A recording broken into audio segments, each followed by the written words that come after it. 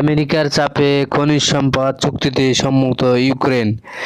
Russia Ukraine যুদ্ধ বন্ধে মধ্যস্থতাকারীর ভূমিকা পালন করেছেন আমেরিকার প্রেসিডেন্ট ডোনাল্ড ট্রাম্প।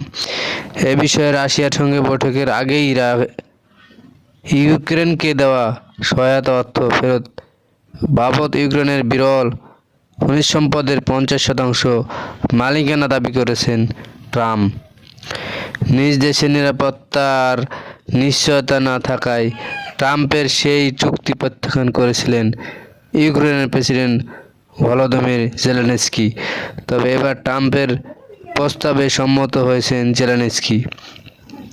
এই চুক্তির ফলে আমেরিকা ইউক্রেনের বিরল এই খনিজ সম্পদ ভাণ্ডারের প্রবেশাধিকার পাবে।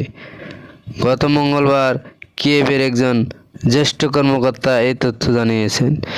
এদিকে মঙ্গলবার হোয়াইট হাউসে দেওয়া এক বক্তব্যে প্রেসিডেন্ট ট্রাম্প বলেছেন, আমেরিকার খনিজ সম্পদের উন্নয়নে কিয়েভের সঙ্গে শীঘ্রই চুক্তি হতে পারে।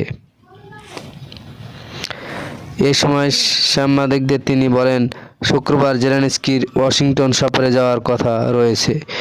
তারপর এই চুক্তিতে সই করবেন তিনি। চুক্তিটি অনেক বড় বলেও জানান ট্রাম্প। তিনি বলেন, চুক্তির বিনিময় মূল্য $1 ট্রিলিয়ন হতে পারে এবং এর ফলে আমেরিকার করদাতা তাদের অর্থ ফেরত পাবে। ট্রাম্প বলেন, রাশিয়া ইউক্রেনের মধ্যে এমন এক যুদ্ধের আমেরিকার শত শত বিলিয়ন ডলার ব্যয় করা একেবারে উচিত হয়নি। এই চুক্তির ফলে কিয়েভের সুবিধা কী, এমন প্রশ্নের জবাবে তিনি বলেন, কিয়েভকে এখন পর্যন্ত $350 বিলিয়ন সহায়তা করা হয়েছে। এছাড়া কিয়েভ যুদ্ধ চালিয়ে যাওয়ার অধিকারও পাবে। কংগ্রেশনাল রিসার্চ সার্ভিস অনুসারে 2022-2024 সালের মধ্যে ইউক্রেনের জন্য $174 মিলিয়ন বরাদ্দ করেছে কংগ্রেস।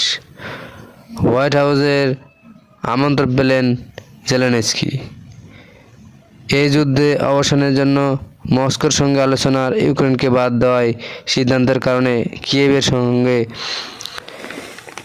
ওয়াশিংটনের সম্পর্কে টানাপোড়েন শুরু হয়েছিল। তবে এই চুক্তি সম্পন্ন হলে দুদেশের মধ্যে সম্পর্কের উন্নতি হবে বলে আশা করছে।